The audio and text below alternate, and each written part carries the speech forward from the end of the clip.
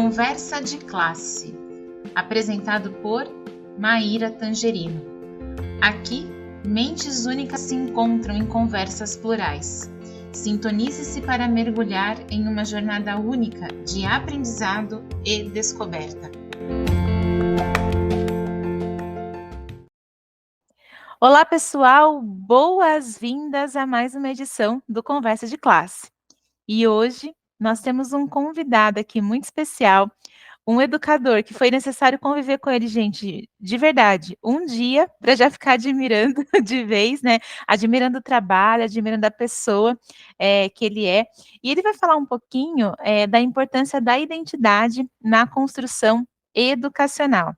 Eu estou aqui com o professor Bruno Souto, um educador muito dedicado, né? E tem aí uma carreira que quer promover e está promovendo uma educação significativa, empática e humanizada. Professor Bruno, né? Gente, já avisei ele que a gente já começa começando, eu já vou mandar a primeira pergunta aqui para ele, né? Eu queria saber, na sua visão, como que a construção da identidade do aluno influencia no desempenho e no engajamento da escola? E quais são os principais benefícios de integrar a compreensão, né, da identidade, a compreensão de si, no currículo educacional? Professor Bruno Souto, é uma honra, seja bem-vindo aqui ao Conversa de Classe. Muito obrigado, Maíra, muito obrigado a todos aí da produção. Eu tô aqui, de início eu quero agradecer, né, novamente o convite e de fato, é recíproco, tá? O carinho, a consideração, a admiração por você e pela sua história, pode ter certeza que é recíproca, tá? Bem, pessoal, então, antes da gente responder, eu acredito, né, queria me apresentar para todos vocês, tá? O pessoal que está nos vendo, nos ouvindo. Então, eu sou o professor Bruno Souto, educador Bruno Souto. Eu sou da cidade de Montes Claros, Minas Gerais, norte de Minas Gerais, né? Que nós estamos em outro estado, por mais que esteja em Minas, mas o norte de Minas é totalmente diferente das Minas, tá? Então, aqui nós estamos praticamente no sul da Bahia, é um território voltado para a agropecuária. Então, a educação ela não é a bandeira inicial de todo o projeto político, né? Então, é importante destacar isso, porque vai entrar muito na resposta dessa sua pergunta sobre identidade, tá? Então, eu já sou professor há mais de 16 anos, tá? Já trabalhei no Instituto Federal, tenho pós-graduação em práticas pedagógicas e acredito eu, como a maioria dos professores, não nasci para isso. Não nasci para isso. Na verdade, foi um convite que a educação me fez, né? Inicialmente, acho que dificilmente muitas pessoas, eu vou ser educador, eu vou ser professor. Não, mas aí a gente acaba recebendo o chamado. É quase um chamado divino para o processo. E aí a missão, Deus fala assim, olha, meu filho, você precisa, porque é o que você sabe, as pessoas precisam desse tipo de educação, então eu quero você nesse caminho, e a gente atende o chamado de maneira muito rápida, conturbada durante todo o processo de educador, de professor, é sempre muito conturbado, sempre recheado de dúvidas. Porém, são essas dúvidas que nos fazem ser professor. Né? Na verdade, quando a gente entende o poder da dúvida, o poder do questionamento, né, é o que nos permite ser bons, ou tentar ser bons professores, ou seguir nesse caminho da educação. Bem, vamos para a pergunta. E para essa pergunta, eu vou voltar novamente aos questionamentos, porque, na verdade, eu uso isso como um gancho. Porque quando a gente fala sobre identidade, Maíra, nós não podemos esquecer da filosofia clássica, né? Da filosofia clássica, quando a gente ali traz o Sócrates, e quando o Sócrates ele trabalha essa autorreflexão.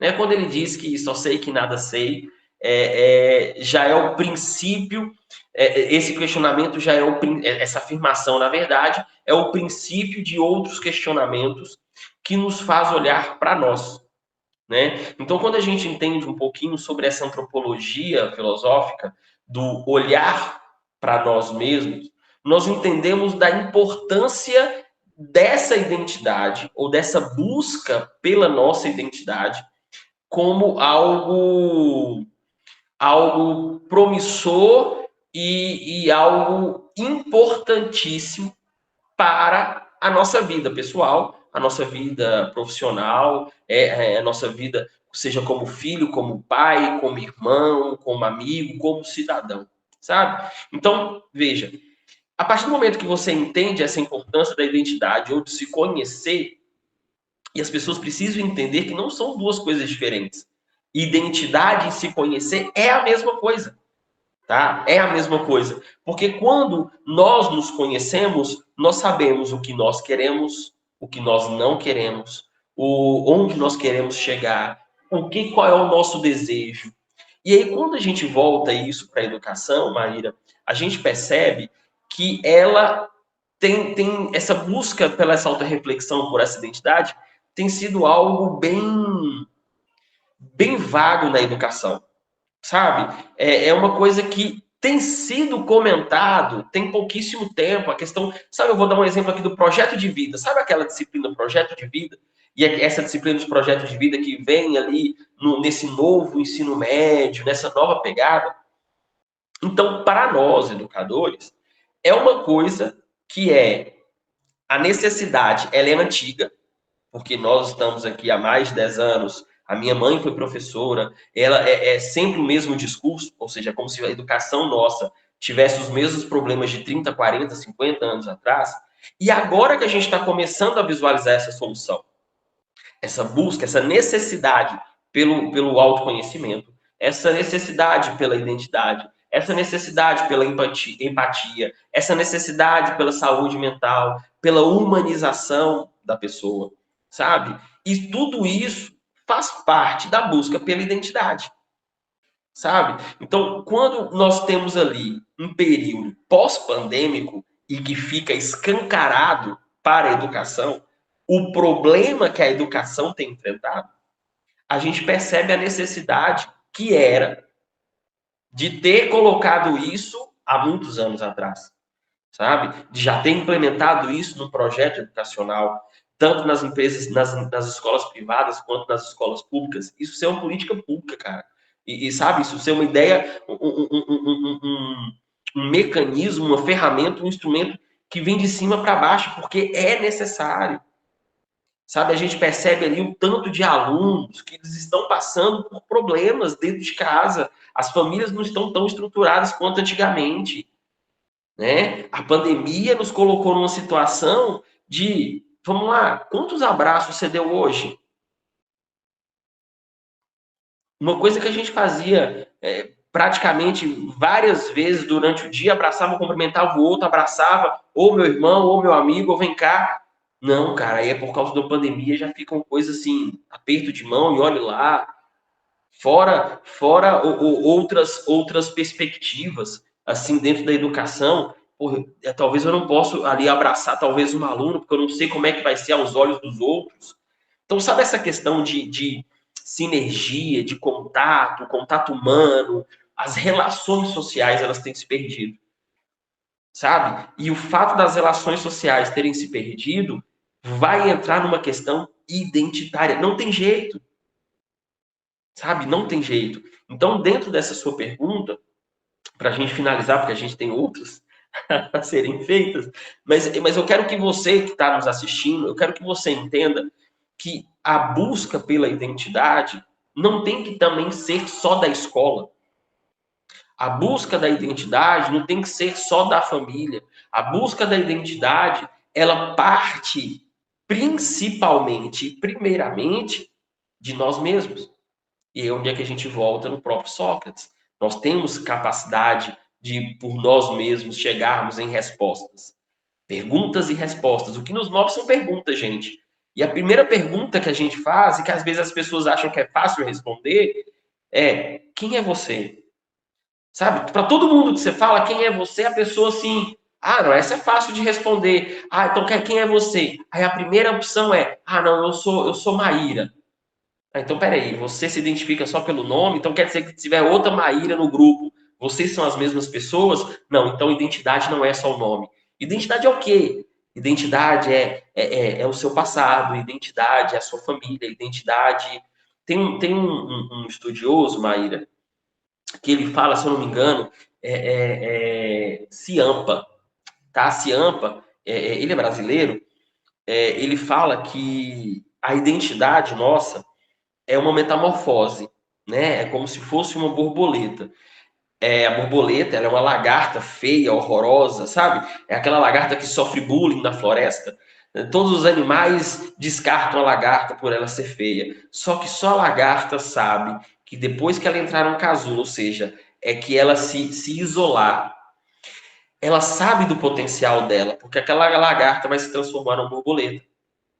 Então, quando ele fala que identidade é uma metamorfose, é porque a sua identidade é o que você foi, o que você é e o que você deseja ser. Então, só depende da gente. E aí já temos a importância disso na educação. Bruno, na sua fala, né, dá para a gente perceber que você tem um conhecimento muito poderoso, né, dessa noção de empatia. Eu fico até pensando assim que a gente tem uma escola que tem problemas mais complexos e muitos deles dessa ordem, né, de questões de identidade, da questão da formação mesmo do sujeito. O que eu queria te perguntar é como que você acha que na prática a gente pode incorporar esses valores no ambiente escolar para que os alunos se sintam valorizados e também reconhecidos aí nas suas individualidades, né? Eu acho que é uma dica importante aí para quem está assistindo a gente. Não, claro, claro. Eu vou começar, para responder isso, eu vou começar relatando uma experiência social que nós fizemos, que eu fiz em sala de aula, tá? Recente, e eu dando aula de filosofia, né? Na verdade, de filosofia mesmo, falando sobre liberdade. Liberdade, e aí a gente comentou com os alunos o que seria liberdade para eles, e eles meio acanhados, e era uma sala de segundo ano. E tem você que depois de um determinado debate, eu cheguei numa conclusão, eu cheguei numa pergunta para eles, eu falei assim, quem gostaria de estar aqui na sala de aula agora? Ninguém levantou a mão, porque eles não queriam estar ali. Ou seja, identificamos que a escola para aqueles alunos já não é um ambiente satisfatório, não é um ambiente agradável, tá? Não é um ambiente que eles estão vendo o futuro. Veja só, de uma empresa privada, eu percebi isso nos alunos. E a gente foi discutindo sobre isso, sobre liberdade. Falei assim, vamos fazer o seguinte, vamos fazer uma experiência social. Já que vocês não querem estar aqui, eu vou permitir que vocês saiam da sala. Eu vou abrir a porta.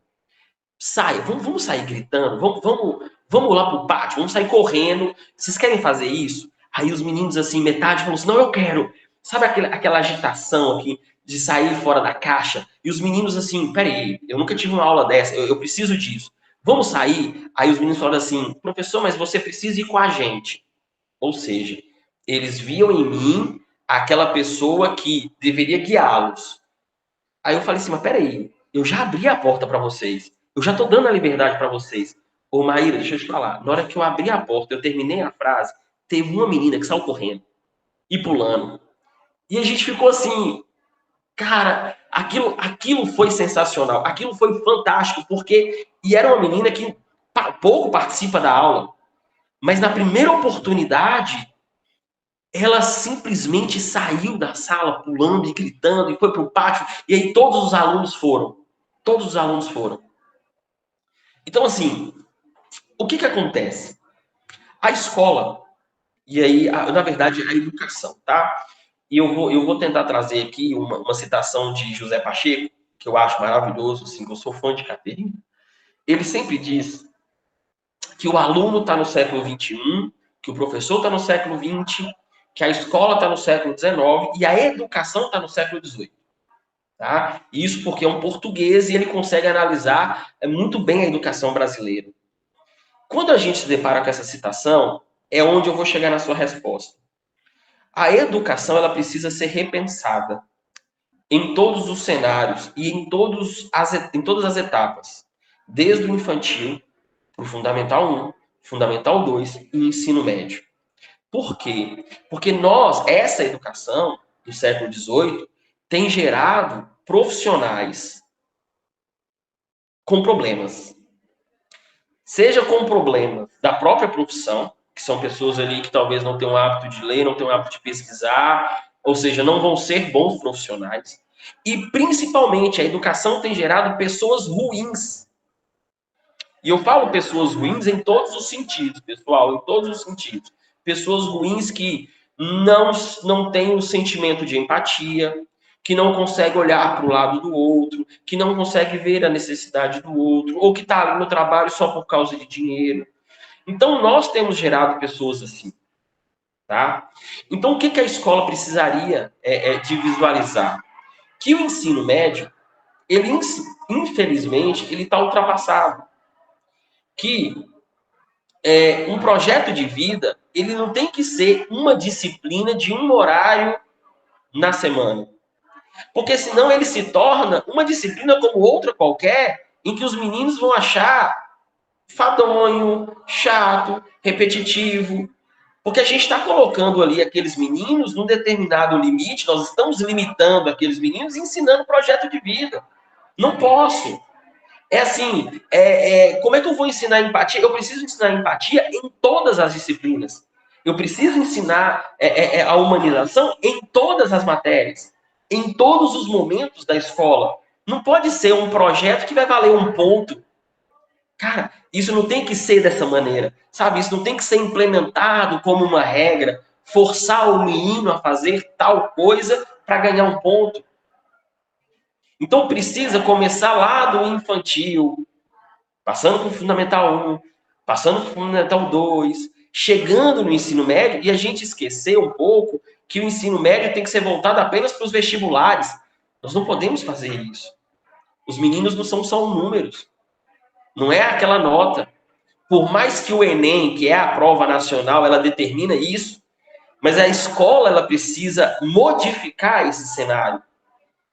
E aí cabe aos professores a capacitação, fazer, sabe o que é uma coisa que é muito válida? Aulas interdisciplinares, sabe? Aulas interdisciplinares de maneira constante.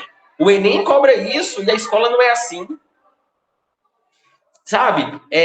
Uma aprendizagem baseada em projetos significativos, Maíra. Sabe? Se a educação ela deixa de ser significativa, o que eu vou exigir dessa pessoa lá fora? Sabe? Eu estou criando robôs, eu estou criando máquinas. E aí, de fato, quando a inteligência artificial chega, a gente fica assustado. Por quê? Porque nós estamos muito parecidos com a inteligência artificial. Porque a inteligência artificial está muito parecida com a gente. A gente não sabe mais, a gente não tem criatividade. A escola não desperta isso. Na verdade, Maíra, a escola tem sido uma péssima influência para os nossos alunos. Desculpa, talvez pode ser assustador o que eu estou falando, e as pessoas, talvez eu possa até ser cancelado por isso, mas eu quero que vocês entendam que vocês, professores, já que aqui, né, a conversa de classe, né, conversa de sala, uma conversa de sala de professor, pense comigo, vocês, professores, olhem para os seus alunos quando eles chegam na escola. Veja a tristeza na cara deles. Se você perguntar, professor, numa sala de aula com 30 alunos, quantos alunos tiveram sonhos destruídos na escola, vocês vão ter mais ou menos 80% daqueles alunos levantando a mão. Como que eu posso ter um aluno ou uma criança com um sonho destruído na escola, Maíra? Não posso, cara. Isso é inadmissível dentro da educação. E inclusive, né, Bruno, acho que uma coisa que é importante a gente até dizer o nosso público aqui é de docentes, né, mas também de pessoas que estão na graduação e que um dia vão ocupar esses lugares. E o quanto é importante, gente, a gente ouvir as perspectivas de vários lados, né, e aí quando você fala assim, até você cancelado por isso, eu acho que a gente precisa ouvir o que você está falando com um gesto de esperança, né? Porque a partir do momento que a gente também consegue identificar, a gente também tem condições de ressignificar essa situação. E a gente precisa de pessoas como você, né? Que estão influenciando aí a vida que está influenciando a vida de muitas outras pessoas para dizer para a gente, né? Eu acho que é exatamente aqui o apoio que a gente vai encontrando. E lendo aqui, né, a sua biografia, você criou um método, né? Não sei se eu vou falar certo aqui o nome do método, mas é o PWS, né? E esse método tem ajudado os alunos a compreender a história de forma mais acessível.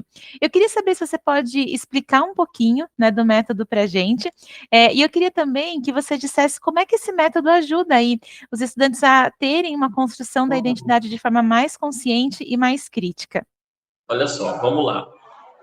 Só para poder entrar nesse assunto, eu preciso que vocês, docentes, as pessoas que estão nos escutando, você que não é docente, que vai formar, ou até mesmo os próprios alunos, né, que olham ali para conhecer os professores, conhecer como é que está a educação, preste atenção. Vamos ouvir mais os nossos alunos, tá? Vamos acreditar mais nos sonhos dos nossos alunos. Isso é possível. E aí, por isso que eu estou falando isso, para poder entrar no método. Por quê? Porque pode parecer... Eu vou te explicar e você vai entender o porquê que eu estou sorrindo, tá? Vamos lá. Olha só, pessoal.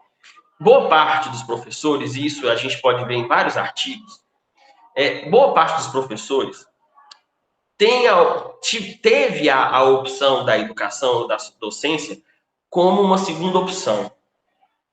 Tá? E boa parte desses professores hoje, que tiveram essa docência como uma segunda opção, provavelmente, e eu estou trabalhando de senso comum aqui, tá? Mas provavelmente, a partir das conversas e tudo mais, provavelmente eram alunos do fundão e que não gostavam muito de estudar. Tá? E eu quero que vocês entendam isso. Por que eles não gostavam de estudar? Porque eles já viam um problema na educação. Ok? Por que eu estou falando isso? Para poder contar um pouquinho da minha história e onde eu cheguei nesse método. Então, eu era um cara do fundão, eu era um cara que, obviamente, eu era desacreditado por boa parte dos professores. Boa parte dos professores davam aula ali para os primeiros colocados, porque era mais fácil. A galera do fundão... E aí, depois de muito tempo, eu descubro isso na faculdade, que eu tinha déficit de atenção, que eu tenho déficit de atenção, né? E eu tenho TDAH e tudo mais, porém, como eu venho de uma classe que não é rica, então a classe minha era média para baixo, normalmente o discurso de TDAH é mimimi ou falta de trabalho. Não sei se vocês estão entendendo o que eu estou falando. Não, pobre não pode ter depressão, pobre não pode ter ansiedade, pobre não pode ter TDAH, isso aí é frescuragem, é mimimi, é falta de trabalho. Então foi assim que eu fui criado, gente. E aí eu fui para a faculdade com esse déficit. Eu não gostava de estudar, gente, eu não gostava de estudar. Por quê? Porque eu nunca aprendi a aprender. E esse é um dos grandes pontos que a educação ela tem que se bater. A gente não aprende a aprender. E aí, na faculdade, eu tive, então, que descobrir que eu tinha déficit de atenção, tá? Então, até então não era diagnosticado de maneira oficial, mas eu tinha o déficit de atenção, eu já tinha me diagnosticado a partir de alguns testes. E aí eu percebi que eu sempre ficava para trás. Os meus colegas iam, eu ficava para trás nas matérias, e aí, na faculdade, eu falei assim, gente, eu preciso rapidamente achar um método ou achar algum jeito de aprender história mais rápido. E foi aí que eu tive o start para o processo. Quando eu li uma frase de Piaget, tá? Na educação, viu, gente? Licenciatura, todo mundo conhece Piaget. Piaget já é batido, viu, gente? Piaget já é batido. Piaget já é best friend nosso. Todo momento o professor é Piaget. Piaget, ele tem uma citação que é maravilhosa, que ele fala assim, ó, inteligência é aquilo que você usa quando você não sabe o que fazer. Isso é maravilhoso, cara. Quando eu despertei para aquilo, eu falei assim, cara, que frase linda. Por quê? Porque muitas vezes eu me via na situação de não saber o que fazer e eu tinha, então, que utilizar a inteligência. Ou seja, eu tinha que ser criativo, eu tinha que pensar, utilizar um raciocínio lógico para poder chegar a uma determinada resposta que eu não sabia. E, às vezes, eu acertava. Isso era maravilhoso. Aí vem o método. Então, o método piagetiano, que é o método P, tá? PWS. O WS é de Wesley Safadão. É por isso que eu tô rindo, tá? Porque o povo, às vezes, não leva a sério, mas preste atenção. Por quê? Na época, o Wesley Safadão, pessoal, tava lançando uma música, 99% anjo perfeito, mas aquele 1% é vagabundo, sabe? E aquele 1% é aquele 1% que elas gostam. Imagina a cena minha criando esse método, Maíra. Falei, cara, olha, presta atenção. Quando o Piaget fala que inteligência é aquilo que você usa quando você não sabe o que fazer, você é safado. Você está sendo safado para chegar no processo. E esse é aquele termo de vagabundo do Wesley Safadão, sabe? E aí, o que eu fiz? Eu criei o método PWS, o método piagetiano de Wesley Safadão.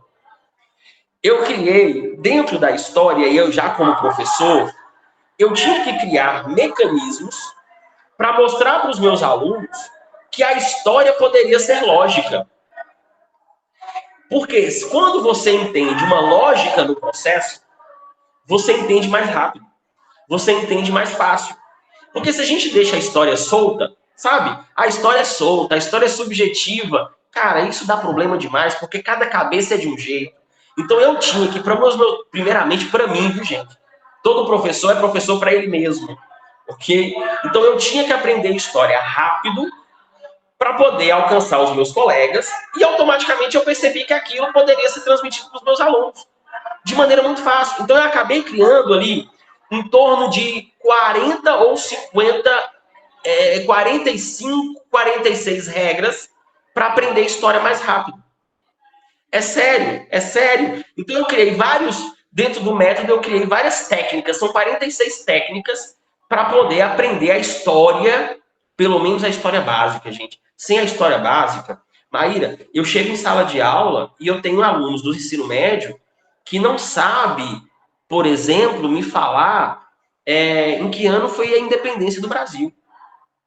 Eu tenho alunos do ensino médio que não sabem isso. Eu tenho alunos do terceiro ano que não sabem se localizar no tempo. Por exemplo, século XVIII, isso aconteceu quando?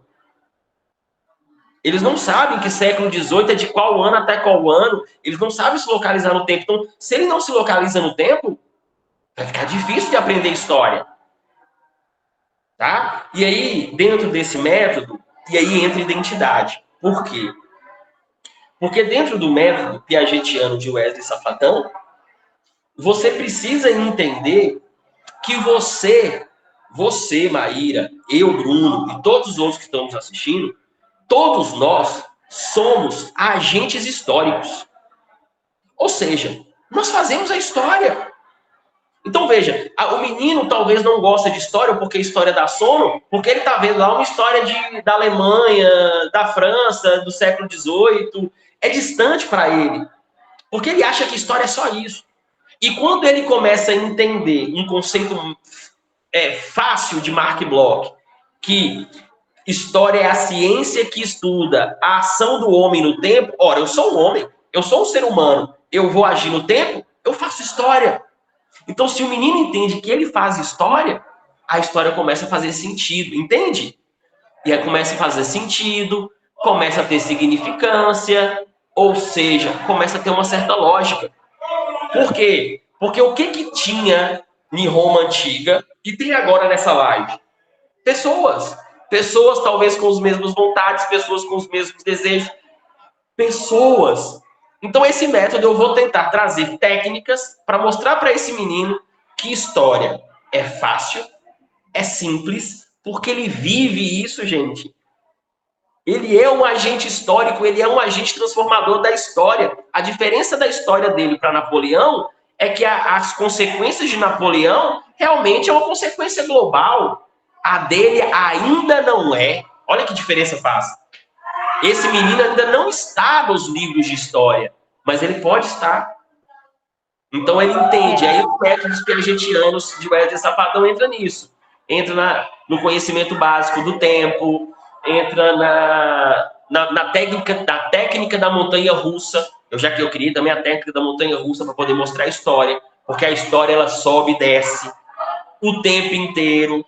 Então, são várias técnicas. E aí ele entra nessa perspectiva da identidade, porque ele precisa entender que ele é um agente histórico, ele transforma a história, ele produz fontes históricas. Então, é a identidade dele. E Bruno, eu vejo a importância do que você está falando, né? Porque, claro, eu acho que o elemento de você criar uma identificação com a nossa época, né? Trazendo nomes, né? Nomenclaturas aí da nossa época, é importante até porque cria um humor, né? E acho que também as pessoas de forma mais leve se relacionam melhor, né? Quando a gente traz essa leveza. Mas acho que acima disso é mostrar que é acessível, né? Que a história não é só um compilado de fatos, né, de condições factuais que estão lá para ser só olhadas e pronto, né? Muito pelo contrário, né? Faz parte da vida. E acho E é por isso que eu não te falei o nome do método antes, porque eu falei assim, se ela escutar o nome, ela vai tirar. Aí eu falei, não, eu vou levar surpresa pro pessoal. Não ia tirar não, viu? Não ia tirar não, acho que Ia perder a graça, ia perder a sim, surpresa do sim. processo. Mas é muito melhor você contando, né? E acho até que o que você acabou de falar se relaciona um pouco com a próxima pergunta, né? Você, na sua vida, usa de estratégias da gamificação e da programação neurolinguística também, a famosa aí, PNL, né? Tanto para os anos finais quanto para o ensino médio. Eu queria saber um pouquinho como que essas abordagens podem ajudar também na construção da identidade e como que você observa quais foram os impactos disso na sua prática pedagógica. Não, beleza, isso é fantástico mesmo. Por exemplo, utilizar o Wesley Safadão dentro do método e no ensino, ele é uma programação neurolinguística. Na verdade, ele é um elemento da programação neurolinguística, né? Trazer ali, por exemplo, é uma prática de memorização. E essa memorização, porque o que a gente precisa entender de história, e aí às vezes, né, os nossos pais foram criados assim, os nossos avós, e até algumas crianças, adolescentes também foram criados assim, de achar que história é decorado. E quando você decora algo, você só usa para a prova e não lembra mais. Então, quando você memoriza aquele processo, né, daqui 30 anos, 40 anos, eu tenho alunos que já saíram do ensino médio, já tem muito tempo, encontram na rua, ou o professor, você acredita que eu uso o método de Wesley Safadão na faculdade? É essa a ideia. E eles lembram disso, né? Eles lembram disso. Então, quando a gente usa, por exemplo, a programação neurolinguística, é exatamente no ato de aprender a aprender. Quando a gente começa a entender o funcionamento do nosso cérebro, como é que quando a gente consegue entender como é que funciona a nossa aprendizagem, e aí que entra o autoconhecimento, Maíra, você aprende de um jeito, eu aprendo do outro. Você é audiovisual, eu sou mais de tocar, eu sou mais da questão física, que seja. Um podcast eu aprendo mais, vendo um vídeo eu aprendo mais, lendo um livro eu aprendo mais. Somos uma sala com 30, 40 alunos, totalmente diferentes um do outro. E que aí vem o grande problema. Como o professor ele vai ter um método por aula. Ele pode, talvez, na aula, usar ali 3 ou 4 métodos ao mesmo tempo para poder atingir um número maior de alunos. Mas ele não consegue atingir todos. Então, o que cabe a nós? Ensinar esse menino para ele se identificar como é que ele aprende. Porque ele, sabendo como ele aprende, ele pode ir em busca desse conhecimento, desse ensino-aprendizagem, de maneira mais fixa. Sabe? Aprender a longo prazo é o que tem faltado muito na nossa vida. Então, quando eu utilizo, e eu acho que a programação neurolinguística, por exemplo, deveria ser uma disciplina. Deveria ser uma disciplina do ensino médio. Sabe? Se for do Fundamental 2, melhor ainda, que a gente vem preparando, porque esse menino precisa, cara. A gente precisa da autonomia. A gente não fala tanto de autonomia em sala de aula, que o menino precisa ser protagonista. Como que ele vai ser protagonista se ele não sabe nem o que ele é? Nem como é que ele aprende, nem o que ele quer, nem o que ele gosta. E aí onde é que entra essa programação neurolinguística, sabe? De entender como funciona, como que nós aprendemos. E aí vem a gamificação, por quê? Eu até citei aqui nas nossas primeiras perguntas a questão da aprendizagem baseada em projetos, que eu acho uma metodologia ativa, assim, de maneira, para mim, como professor há 16 anos, ela tem surtido muito mais efeito. O grande problema, Maíra, e aí, gente, é segredo, tal, que eu vou contar aqui, viu, professores? É segredo. Às vezes, nós, professores, nós somos muito perseguidos na história, viu, gente? Por quê? Porque o professor que é professor, ele às vezes sai fora da regra. Ele quebra o sistema. Ele faz certas aulas fora do planejamento, sabe? A gente nos torna rebeldes, sabe? Rebeldes. Por quê? Porque às vezes aquela determinada escola não tem no seu manual ou na sua coordenação a aprendizagem baseada em projetos. Ela não acredita nisso. Ela costuma fazer a mesma coisa que todas as outras. E aí cabe a nós, professores, às vezes, dar uma inovada para tirar o menino da zona de conforto. Então, todas as vezes que eu utilizei em sala de aula a aprendizagem baseada em projetos, ou seja, eu monto um projeto com um significado, saindo um pouco de, menino, disciplina, conteúdo, nota, você tem uma prova no final do ano, quando a gente sai disso, a gente percebe o tanto que os alunos gostam, o tanto que os alunos aprendem, o tanto que os alunos eles saem satisfeitos no final do processo. E aí onde é que entra a gamificação, que está muito presente na vida deles, né? Essa questão de criar um roteiro, de criar ali benefícios a partir de determinadas ações, trazer um pouco do jogo e do virtual para a sala de aula. E eu não estou falando virtual numa questão de tecnologia, de videogame, de computador, não é isso, pessoal. É possível trazer o mundo virtual de maneira física e presencial para esses meninos, sabe? Deles criarem avatares, deles criarem ali as próprias regras, de saber qual é o jogo que ele está jogando. Olha, moço, se você chegar nessa fase do jogo, você vai ser beneficiado, você vai ser premiado. E no final nós temos um objetivo, que seja a prova ser um desses elementos.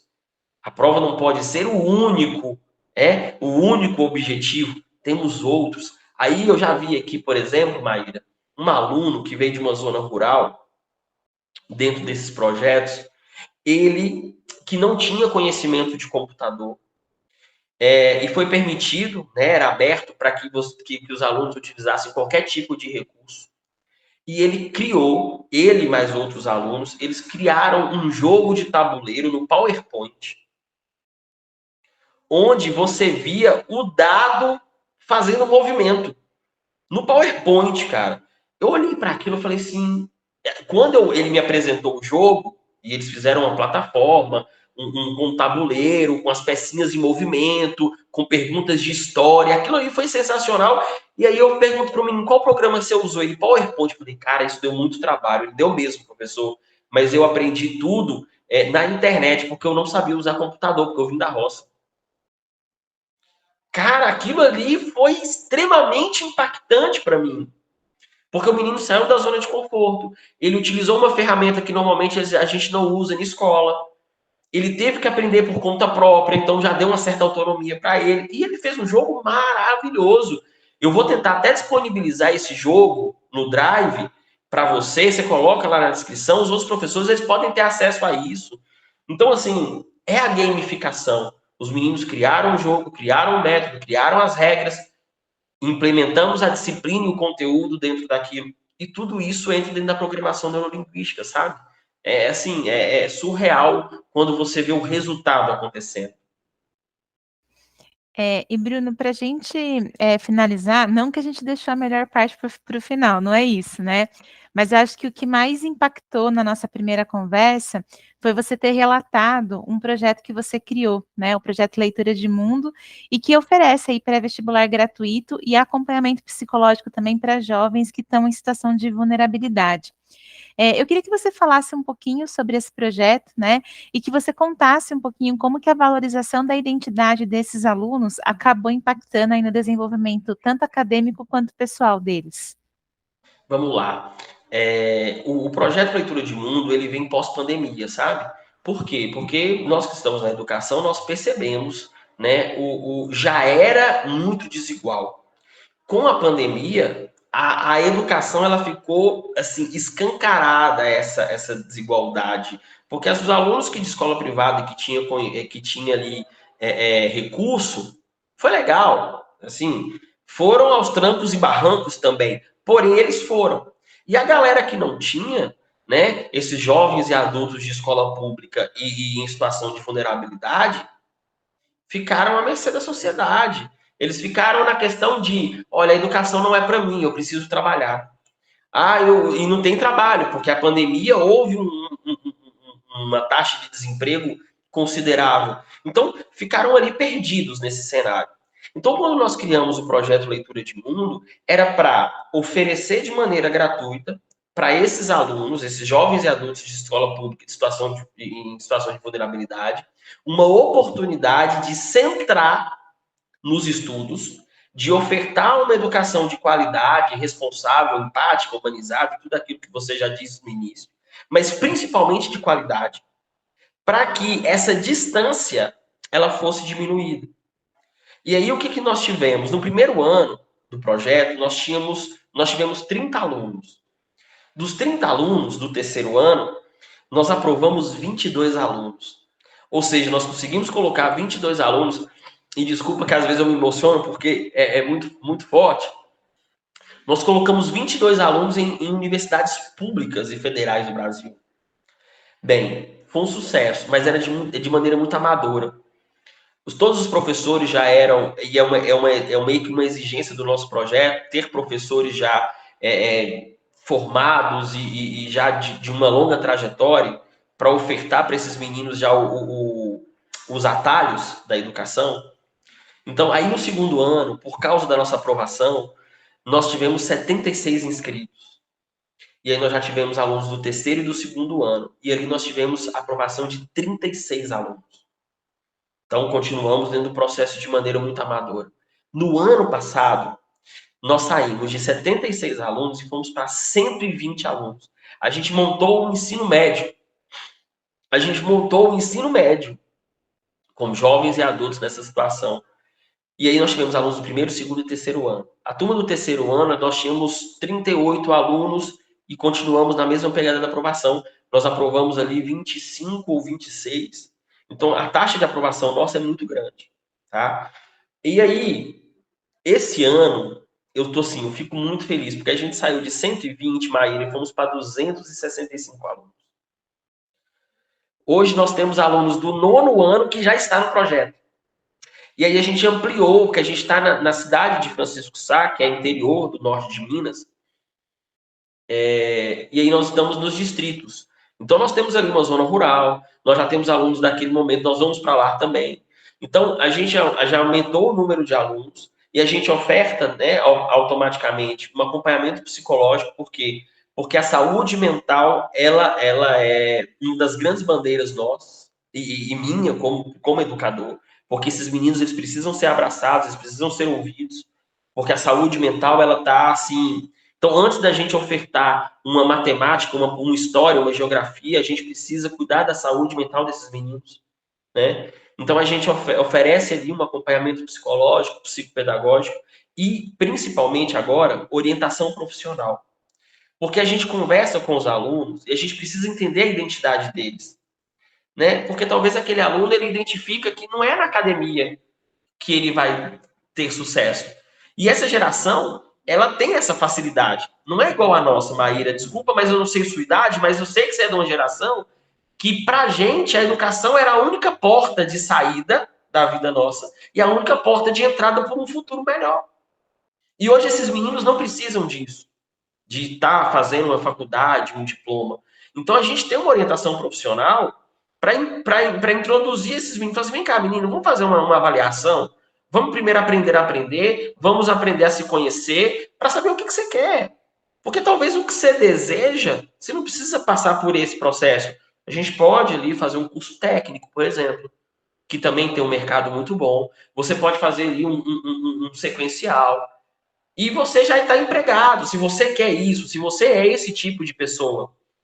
Então, o nosso projeto, e é por isso que ele chama Leitura de Mundo, Maíra, trazendo uma referência de Paulo Freire, para entender que a pessoa, e eu não estou falando mais do jovem, mas toda pessoa, todo ser humano, ele necessita ter uma leitura de mundo, né? Para que ele seja capaz de se fazer presente em qualquer situação, se fazer presente em qualquer cenário. E leitura de mundo é isso, pessoal. Leitura de mundo é ouvir, é cantar, é ler, é assistir, de tudo um pouco, para que você esteja apto a atender qualquer necessidade, para que você seja uma pessoa ali ampla e não simplesmente uma pessoa especializada em determinados pontos.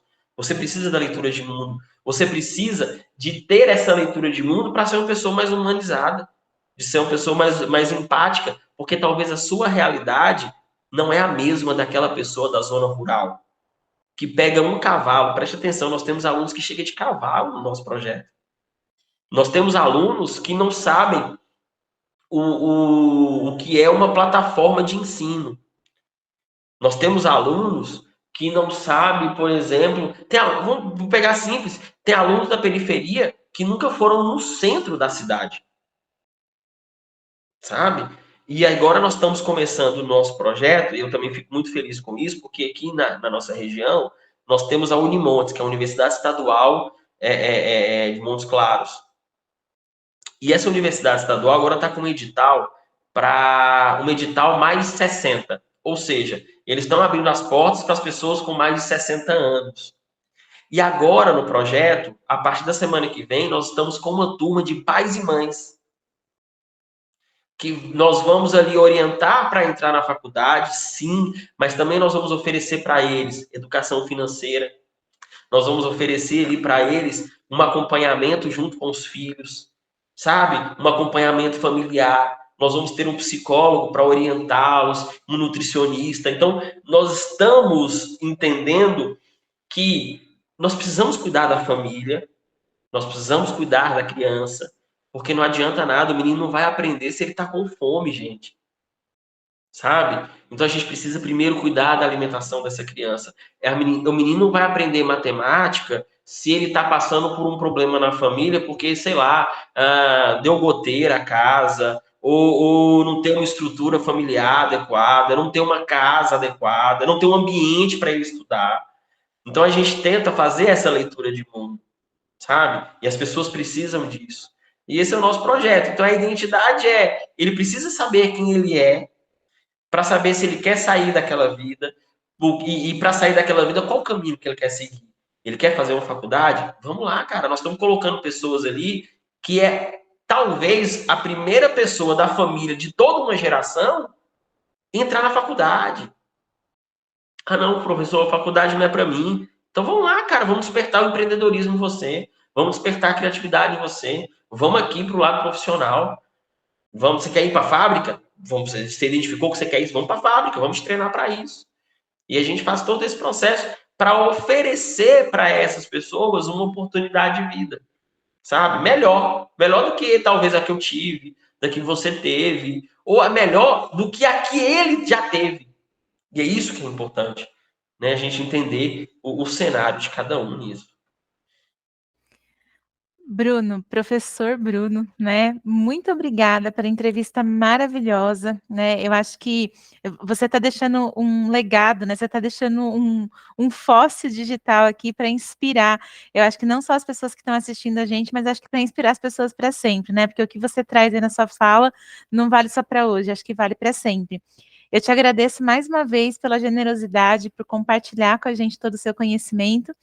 E, pessoal, a gente se vê no próximo Conversa de Classe. Obrigado, pessoal.